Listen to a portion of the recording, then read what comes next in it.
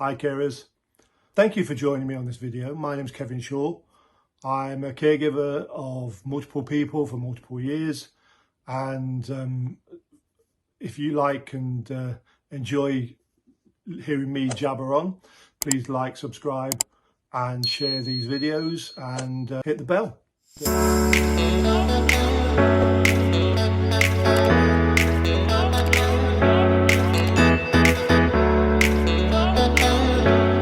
Today I want to talk about a little considered issue around mortality in the elderly.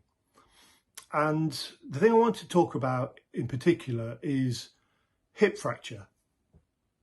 Now, obviously, as you get older, your bones get thinner and more fragile, and if you fall, you're at more risk of fracturing your hip. All well and good. The problem is 10% of those people over the age of 65 that do fracture their hip don't live longer than a month. And those that do live longer than a month, a third will not live longer than 12 months with a hip fracture.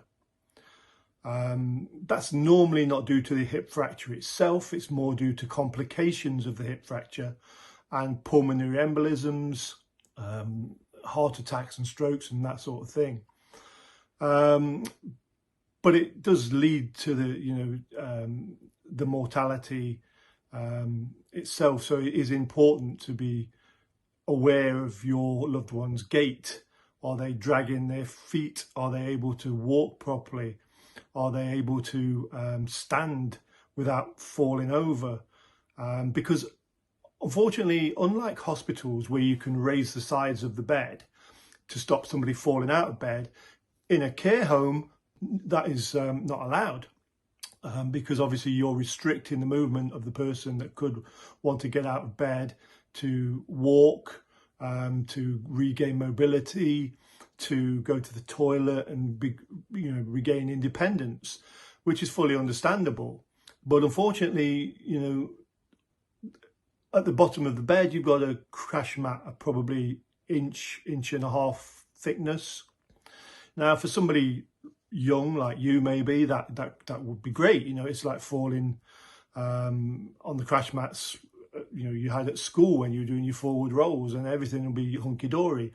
But when you're 65, when you're falling from your bed onto that crash mat, the likelihood of you breaking your hip is quite high.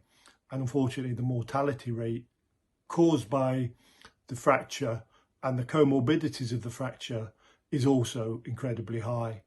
So please be aware of your loved one's balance and gait, and please try and keep them safe from falls and trips. And as always, take care of yourselves and your loved ones. Thank you.